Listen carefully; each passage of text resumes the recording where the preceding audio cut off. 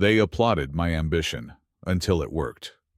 A black CEO wins a government contract. It should be a success story. Hard work, resilience, and earned triumph. But instead of praise, I hear the same question. Did he really deserve it? I've seen this before. The moment the Business View requested an interview, I knew. They called it a discussion on diversity in business. But I understood the subtext. This wasn't about my company's achievements. This was about justifying my place. Now, in the green room, I hear my name over the speakers. Are diversity programs creating an uneven playing field? We ask Cortex Technologies CEO, Xavier Carter. I straighten my tie, exhale. They don't see me as the CEO of a top-tier firm. They see me as a beneficiary, a quota. They're wrong, and today, they'll learn exactly why. Xavier Carter had seen this before. The invitation from the Business View arrived in his inbox 3 days ago. At first glance, it looked like another opportunity. An hour-long segment discussing his company, Cortex Technologies, and its groundbreaking cybersecurity software. But Xavier knew better. These discussions were never really about innovation. They were about validation. As he stepped out of the car and approached the studio entrance, a sleek, glass-paneled building standing tall against the morning skyline, he could already sense it. The unspoken difference. Inside the lobby, a young production assistant checked her clipboard, barely looking up when she called his name. "Mr. Carter, this way." Her tone was brisk, routine. She led him through a pristine corridor, the hum of distant chatter echoing from the studio floor. As they passed the waiting area, Xavier spotted another guest, a middle-aged white man in a tailored navy suit. The assistant's demeanor changed instantly. "Mr. Wallace," she beamed, extending a hand. "Thank you for joining us today." Wallace gave a polite nod as he adjusted the Rolex on his wrist. Xavier had seen that name before. Ethan Wallace, CEO of Westcorp Industries. A defense contractor that had lost out on the very contract Xavier's company had secured. Xavier said nothing. He had learned long ago that moments like this weren't meant to be confronted head-on. They were observed, noted, cataloged for the inevitable moment when they would attempt to discredit him. And that moment would come soon. He was ushered into the green room, a neutral space designed to be comforting, but sterile.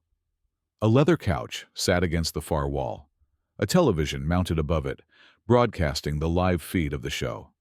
On screen, the segment before his was wrapping up, a panel discussion on corporate accountability, with a row of executives, all white, discussing diversity hiring as if it were a burden rather than a necessity.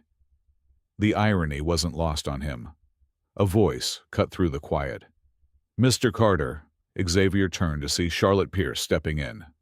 She was exactly as she had been on television, poised, exuding the kind of sharp professionalism that had made her a household name in business journalism.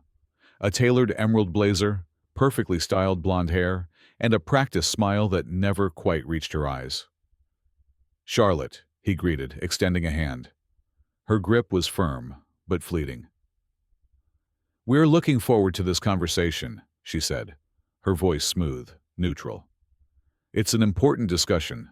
Xavier knew what that meant. "It always is," he replied, matching her energy. Charlotte glanced down at the notes in her hand. "A lot of buzz around Cortex after that contract win. Beating out Westcorp, that's quite an upset." She smiled, but there was something beneath it. A calculation.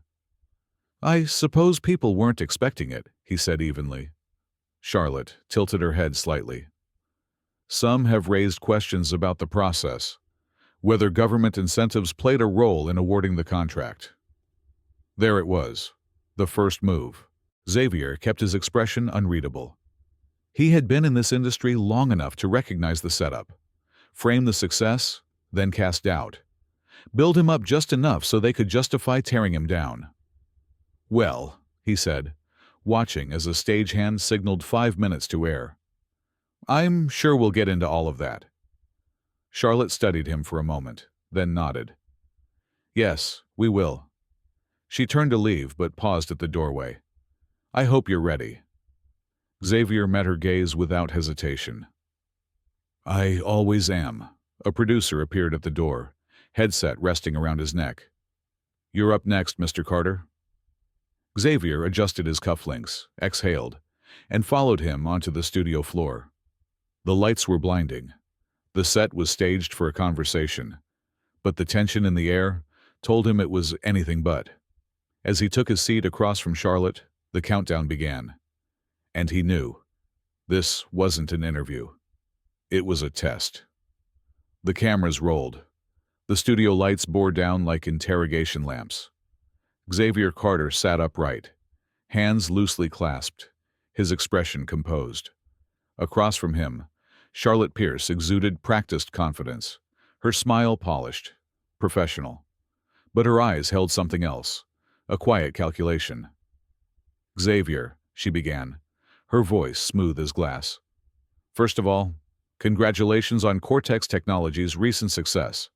Securing a government contract of this scale is no small feat. A pause. Just enough to let the compliment settle before the shift. But of course, there's been some discussion. She adjusted her notes, careful, deliberate, about whether diversity initiatives played a role in your company's selection. The words hung in the air like bait. Xavier knew this game. He had played it before. Build him up just enough to justify tearing him down. He didn't blink. Well, Charlotte, he said evenly. That's an interesting premise. Tell me, when WestCorp was awarded its last 5 defense contracts, did this show ask how much their connections played a role? Charlotte's smile didn't falter, but there was a flicker, brief, almost imperceptible, of something else. We ask questions the public is curious about, she replied smoothly. And, in this case, there are concerns. The government has pledged to increase diversity in federal contracting. Some say that businesses like Cortex Technologies have benefited from that push. Xavier leaned forward slightly. And by some, you mean? Charlotte hesitated, her eyes scanning the cue cards before she placed them down. Industry experts, she offered vaguely. Analysts who track federal contract distribution. Xavier let out a quiet chuckle. So, no names. A soft ripple of amusement stirred through the live audience. Charlotte's grip on control, however slight, was beginning to slip. She recovered quickly. The question remains, was this a level playing field, or were companies like yours given an advantage? Xavier exhaled slowly. He had been expecting this exact line of attack, yet the audacity of it still astounded him. He met Charlotte's gaze. Level playing field. He said it slowly, like he was weighing the words in his mouth. That's an interesting phrase. Let me ask you something. If the playing field was level, why is it that for the last 50 years, the same handful of companies, run by the same families, have dominated these contracts? Charlotte shifted. She wasn't used to being the one answering questions. Xavier didn't give her an out. Why is it, he continued, his voice calm but unwavering, that when a white CEO secures $1 billion contract, it's because of merit? But when someone like me does the same, suddenly it's about programs? A beat of silence. Charlotte smiled, but this time, it didn't quite reach her eyes. Nobody's questioning your intelligence, Xavier, she said lightly. You've built a successful company. That's why you're here. Xavier caught it immediately. That subtle shift in language. Not, nobody's questioning your company's success. Not, nobody's questioning Cortex Technologies. Just you. Of course, Xavier replied, his tone measured. But let's be honest, Charlotte. I didn't build Cortex Technologies to prove anything to people like you. A sharp inhale from someone in the audience. Charlotte stiffened, almost imperceptibly. She flipped a page on her notepad. You have to admit, though, there's a reason people ask these questions. When we look at the numbers, she turned to the camera, Playing to the wider audience now. Less than 10% of defense contracts go to minority-owned businesses. And yet, your company won a bid that even Westcorp failed to secure. Some might argue that initiatives for diversity skewed the process. Xavier tilted his head, studying her. "You know what's funny?" he said, voice casual. "For decades, these contracts went to the same corporations over and over again. Nobody asked if favoritism was at play. Nobody called for an investigation. But the moment someone like me wins, suddenly, the system is broken?" Charlotte cleared her throat. "We're simply asking whether—" "You're asking," Xavier cut in, his tone harder now. "If I was handed something. You want to know if I belong at this table. But you already know the answer." Charlotte hesitated just a fraction too long before responding. "That's not what I'm saying." Xavier leaned back slightly, exuding the kind of quiet confidence that came from knowing you were about to dismantle the opposition. "Let's be real," he said. "If the system was built for fairness, businesses like mine wouldn't need diversity initiatives just to be considered. The fact that we have to fight this hard for a fraction of what others get by default. That's the real issue, isn't it?" A murmur rippled through the audience. Charlotte sensed the shift. She glanced at her notes, flipping to the next segment. "I think we should move on." Xavier didn't let her. "You compared me to Westcorp's CEO earlier," he said smoothly. "You called it an interesting contrast. Why is that?" Charlotte blinked. "I simply meant that Westcorp's CEO inherited his company," Xavier continued. "He went to Ivy League schools, walked into the family business with investors lining up to work with him. But nobody ever asks if he earned his success." The air in the studio thickened. Charlotte looked away briefly, exhaling. "We're just exploring perspectives," she said. Xavier gave a small, knowing nod. "Right. Perspectives." A pause. Just enough time for the weight of his words to settle. Charlotte checked the clock. She was losing control, and she knew it. Desperation edged into her voice. "So you're saying race played no role in your success?" Xavier didn't flinch. "I'm saying my success isn't defined by it. But it sure as hell was challenged because of it." The audience was silent. Charlotte shifted in her seat. But before she could steer the conversation back into safer territory, Xavier spoke again. "You want to talk about fairness?" His voice was quieter now, but sharper. "Then let's talk about how many doors are quietly closed before someone like me even gets a chance to knock." The silence deepened. Charlotte forced a polite smile. "I think we should take a break." Xavier returned the smile, just as polite. "I think we should keep going." The producer signaled for commercial. And for the first time, Charlotte Pierce did not look like the one in control. Xavier Carter settled back in his chair, letting the weight of the last exchange hang in the air. The cameras were still rolling, the studio silent, but there was an undeniable shift in the energy. Charlotte Pierce crossed her legs, flipping a page on her notepad with a carefully measured motion. She was recalibrating. Xavier could see it. The quick glance toward the producer's booth, the subtle inhale before she spoke again. She was losing ground, and she knew it. But she wasn't done fighting. "Let's talk about success," she said, forcing a smoothness into her voice. "You built Cortex Technologies from the ground up. An impressive feat, no doubt. But would you say your journey was the same as, say, your competitors?" Xavier let her words settle. He knew where this was going. "You mean, was it fair?" he asked, tilting his head slightly. Charlotte gave a small, polite laugh. "Let's put it this way. When companies like yours enter a space traditionally dominated by long-established firms, doesn't it make sense for people to ask how much of that success was talent and how much was opportunity?" Opportunity. The word echoed, laced with the same undertone Xavier had heard his entire career. He exhaled through his nose, nodded once, and straightened his cufflinks before speaking. "You know, Charlotte," he said, his tone even but firm. There was a time when I believed in that word. Opportunity. I thought it meant the same thing for everyone. He let his gaze sweep over the audience before locking eyes with Charlotte again.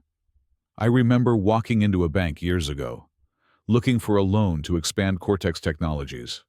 My business plan was airtight. My numbers, solid. My revenue, consistently growing. Charlotte kept her expression neutral, but there was tension in the way she gripped her pen. The loan officer listened, Xavier continued. He smiled. He said all the right things. And then, after barely looking at my paperwork, he told me, "Come back when you have a little more traction." A pause. Just long enough. So I left. I came back 6 months later. Same business plan, better revenue, more traction. You know what he said then? Charlotte remained silent. "We just don't think now is the right time." Another beat. Then Xavier leaned forward slightly. 2 weeks later, that same bank approved a loan for another startup, a company in the same industry as mine, with less revenue, no government contracts, and his voice hardened just slightly. A white founder. The silence in the room shifted. It was heavier now, not just polite listening, active processing. Charlotte's lips pressed together briefly before she responded. "That's an unfortunate experience," she said carefully. "But do you believe that's representative of the entire system?" Xavier's smile didn't waver. "Oh, I don't believe it, Charlotte. I know it." Someone in the audience shifted audibly. A murmur passed through the crowd. Charlotte's eyes flicked toward the producers again. The cue card in her hand trembled just slightly. She felt it. The loss of control. Before she could redirect, a voice from the audience spoke up. "That actually aligns with the data," a man said, standing. Charlotte's head snapped toward him. Xavier turned in his seat, recognizing the man instantly. Dr. Alan Shepard, a well-respected economist and financial analyst. He had built a career studying inequities in corporate funding. Dr. Shepard adjusted his glasses. "Studies show black business owners are denied loans at nearly twice the rate of their white counterparts, even when controlling for credit scores and business performance," he said. "It's a documented pattern." Charlotte's expression tensed, but she forced another smile. "Well, Dr. Shepard, these are complex issues." "They are," he agreed. "But they aren't subjective." The audience murmured again. A few heads nodded. Charlotte's fingers curled slightly around her notepad. She hadn't expected this. Xavier sat back, watching as her carefully controlled demeanor began to fracture. But she wasn't ready to concede. "So, what's your solution then?" she asked, her voice sharper now. "Should we abandon objective evaluation in favor of quotas? Is that what you're suggesting?" Xavier chuckled softly, shaking his head. "That's the thing about fairness, Charlotte. It only feels like a disadvantage when you're used to privilege." Charlotte blinked, stunned silent for half a second. Then, for the first time, she fumbled. I don't think that's fair." Xavier lifted an eyebrow. "Exactly." The audience erupted, not just in murmurs now, but in quiet applause. Charlotte's cheeks flushed. She turned a page, looking for her next point, but her fingers were trembling slightly. Xavier knew the moment she had lost control. It was when she glanced toward the control booth again, hoping for intervention. But there was none, because they knew, and so did she. Still, she pushed forward. "I think we're getting away from the real issue," she tried, voice tighter now. Xavier only smiled. "Are we?" Charlotte exhaled. She had one shot left. She sat up straighter, forcing herself back into control. "Then let me ask you this," she said, her tone regaining some of its earlier sharpness. "Do you think your success had nothing to do with race?" Xavier met her gaze, unflinching. "I think my success was never meant to happen," he said, "but I made it happen anyway." Another pause. Then he leaned forward slightly, voice dropping just enough to pull the room in. "And that," he said, "is what really bothers people." Charlotte's throat bobbed. She tried to speak, but no words came. She had walked right into it, and Xavier wasn't done. He turned his head slightly, looking toward the audience. "You tell me," he said. "Why do we never ask how much privilege played a role in someone's success? Why do we only question merit when the person winning doesn't look the way we expect?" Silence. Then, slowly, someone in the back of the audience clapped. Then another. And another. Charlotte's eyes darted toward the control room again, desperate. But there would be no rescue. Because this was no longer just an interview. This was a reckoning. Charlotte Pierce could feel the control slipping from her grasp like sand through her fingers. Xavier Carter sat calmly across from her, unshaken, while the weight of his words still echoed in the silent studio. The audience had stopped shifting in their seats. They weren't just watching anymore. They were listening. She cleared her throat, forcing her best neutral expression. "I think we've covered a lot of ground today, but let's get back to the facts," she said, flipping through her notepad. "At the end of the day, what people want to know is whether your company's success is a result of exceptional merit or external initiatives." Xavier exhaled, then leaned slightly forward, his presence filling the space between them. "I'm glad you brought up facts, Charlotte," he said smoothly. "Let's talk about some." He picked up a water glass, taking a measured sip before continuing. "For decades, Black entrepreneurs have been denied business loans at nearly twice the rate of their white counterparts, even when they have identical financial profiles." His voice was calm, controlled, deliberate. Less than 2% of venture capital funding goes to Black-owned businesses. Government contracts? The numbers don't lie. For every $10 billion allocated, only a fraction makes it to minority-owned firms. Charlotte shifted in her seat. "Well, these disparities exist, yes, but—" Xavier didn't let her finish. "And yet, when a company like mine succeeds, despite the barriers, despite the statistics, the first question isn't, how did he do it? It's, was it fair?" His words hit like a hammer. Charlotte glanced toward the production booth, searching for an escape route. There was none. A voice suddenly called out from behind the cameras. "Charlotte." A producer hurried onto the set, a sheet of paper clutched in his hand. He bent down, whispering something into her ear as he placed the document onto the desk between them. Her expression faltered. For the first time in the entire interview, Charlotte Pierce looked truly shaken. Her fingers trembled as she lifted the paper, eyes darting across the text. Then, her face drained of color. Xavier watched as she swallowed hard, blinking rapidly. "What is it?" he asked, though he already had a good guess. Charlotte forced a smile, though it barely held. "It's nothing," she muttered, setting the paper down. From the audience, a whisper cut through the air. "She's stalling." The tension in the room was palpable. Then, another producer stepped forward and leaned down to whisper something else. Charlotte inhaled sharply. This time, she didn't mask her reaction. Her co-host, seated off camera, turned to her with widened eyes. "We just lost two of our top sponsors," he murmured under his breath, but the microphone still caught it. A collective gasp rippled through the audience. Charlotte's jaw tightened. Xavier tilted his head slightly. "Well," he said, his voice deceptively light. "That's interesting." Charlotte's fingers curled around the edges of her notepad. She opened her mouth, as if to regain control, but Xavier was already looking directly at her. Not at her, through her. And she knew, at that moment, that she had lost. Xavier leaned back in his chair, glancing at the cameras, then at the audience. His voice was softer now, but no less sharp. "You see," he said, "privilege isn't about who gets opportunities.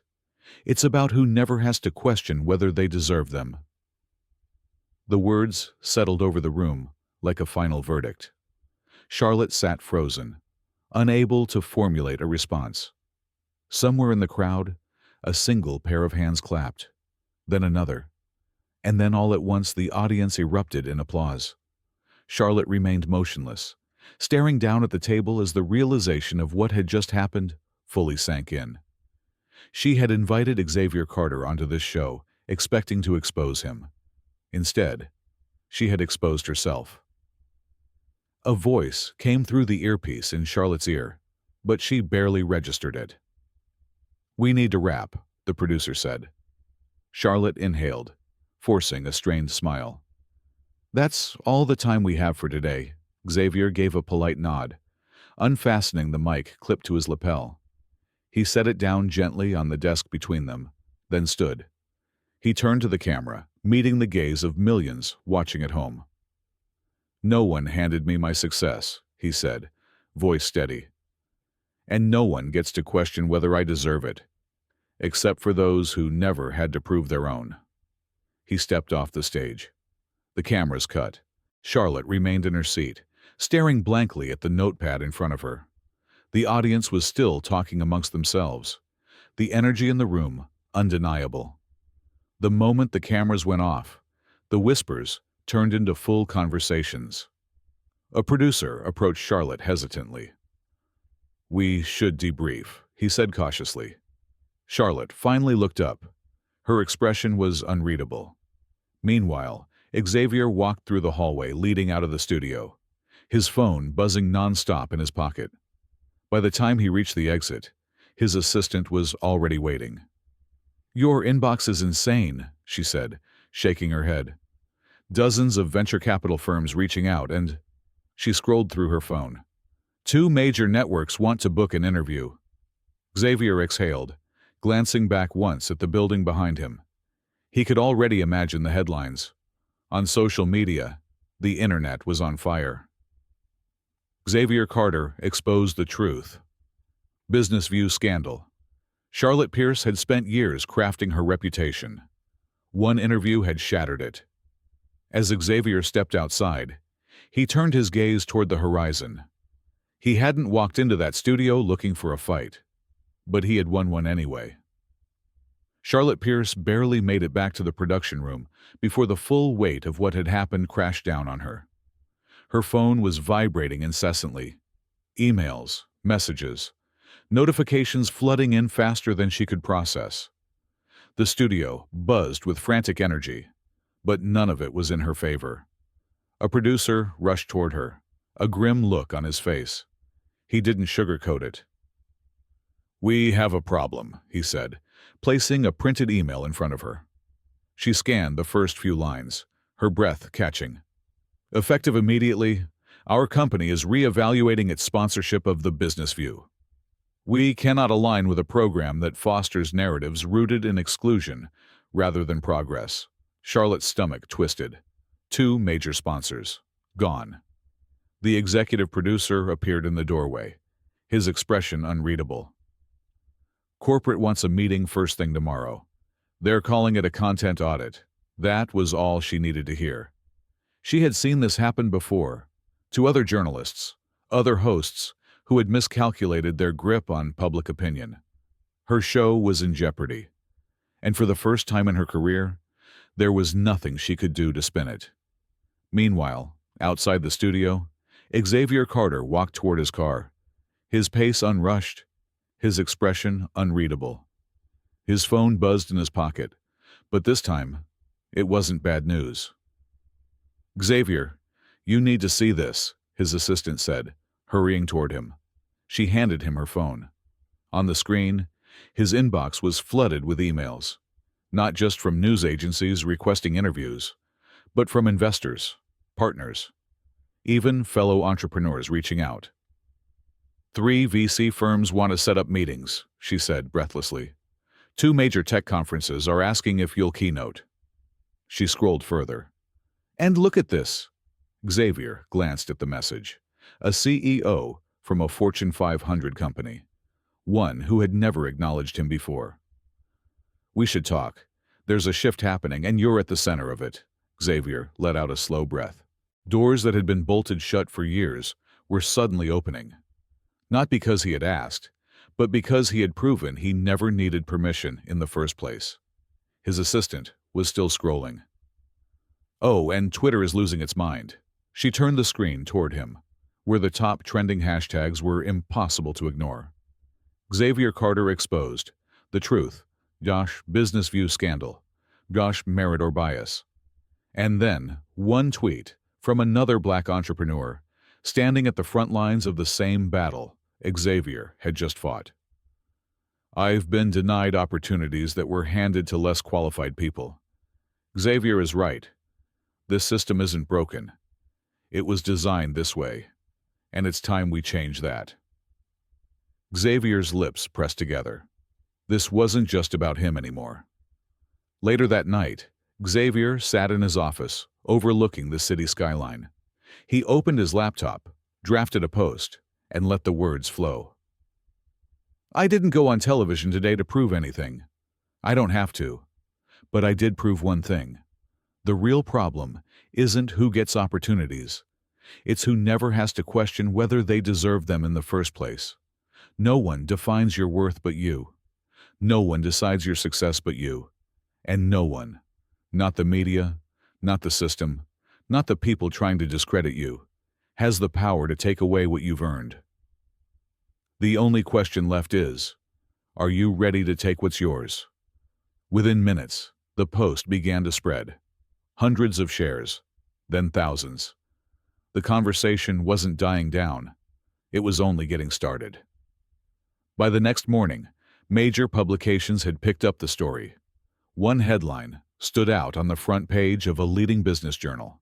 A single interview exposed the corporate bias we've ignored for decades. On television, analysts debated the fallout. Some defended Charlotte, claiming she was simply asking tough questions. Others admitted what was undeniable.